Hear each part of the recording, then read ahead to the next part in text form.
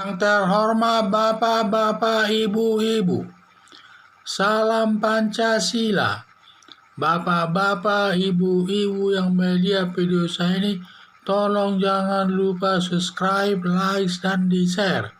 Sifatnya gratis. Pada hari Sabtu tanggal 25 September tahun 2021 ini, saya akan mengomentari Haris Azhar dilaporkan ke polisi atas tuduhannya kepada Luhut Binsar Panjaitan terkait tambang di Papua. Haris Azhar telah menuduh Luhut Binsar Panjaitan punya saham di perusahaan salah satu tambang di Papua. Atas tudingan Haris Azhar telah mempermalukan Menteri Luhut Binsar Panjaitan seperti memanfaatkan jabatannya selaku menteri untuk mendapat rezeki daripada perusahaan tersebut. Luhut Binsar Panjaitan telah memberi batas waktu kepada Haris Azhar agar menarik tuduhannya tersebut, dan sampai batas waktu tertentu Haris Azhar tidak mencabut tuduhannya. Itu berakibat Luhut Binsar Panjaitan mengadukannya Haris Azhar ke polisi untuk mempertanggungjawabkan perbuatannya. Jadi atas tuduhannya tersebut, Haris Azhar tersebut, Luhut Binsar Panjaitan memberikan batas waktu kepada Haris Azhar untuk mencabut tuduhannya tersebut. Bila dalam batas waktu yang ditentukan tidak dicabut, akan dilaporkan ke polisi. Ternyata ada sampai batas waktu tertentu Haris Azhar tidak mencabut tuduhannya, sehingga Luhut Binsar Panjaitan melaporkan atau mengadukan Haris Azhar ke polisi untuk diproses sesuai hukum yang berlaku dan mempertanggungjawabkan tuduhannya tersebut. Disesalkan Haris Azhar profesinya ahli hukum dan sebagai pengacara, kalau tidak tahu sama sekali kebenarannya secara pasti Luhut Binsar Panjaitan punya modal atas perusahaan tambang di Papua, jangan menuduhnya, karena resiko menuduh Luhut Binsar Panjaitan punya modal saham di perusahaan pertambangan di Papua. Resikonya Haris Azhar harus membuktikannya. Siapa yang menuduh wajib membuktikan tuduhannya tersebut. Karena Luhut Binsar Panjaitan sudah melaporkan ke polisi, harus dipertanggungjawabkan tuduhannya di muka pengadilan.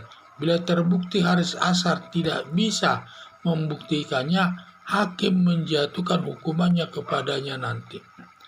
Daripada ribut di dunia maya, lebih tepat tindakan daripada Luhut Binsar Panjaitan mengadukan tuduhan Haris Azhar ke polisi sebagai perwujudan negara Indonesia sebagai negara hukum.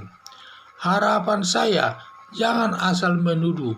Risikonya dia harus membuktikan tuduhannya di muka pengadilan. Kalau dia tidak bisa membuktikan nanti tuduhannya di pengadilan, dia dikenakan hukuman sesuai dengan perbuatannya. Itulah yang saya lihat di sini, di mana Haris Azhar ini menuduh daripada Binsar Panjaitan, Menteri Binsar Panjaitan ini punya modal di perusahaan tambang di Papua. Padahal menurut perasaan daripada Luhut Binsar Panjaitan, dia tidak punya modal di salah satu perusahaan manapun pertambangan di Papua. Itu sama saja sudah merusak namanya di hadapan pemerintah dan maupun di tengah-tengah masyarakat. Akibatnya dia memberikan batas waktu kepada Haris Azhar untuk mencabut pernyataannya tersebut.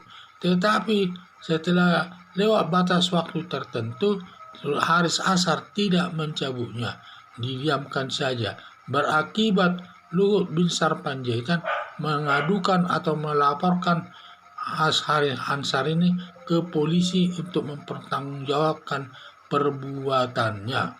Dan saya lihat di dalam hal ini Jadi saya lihat karena dia sudah dilaporkan ke polisi, maka polisi nanti akan memproses perkaranya ini sampai ke pengadilan. Nanti dia akan harus membuktikan tuduhannya tersebut di muka pengadilan.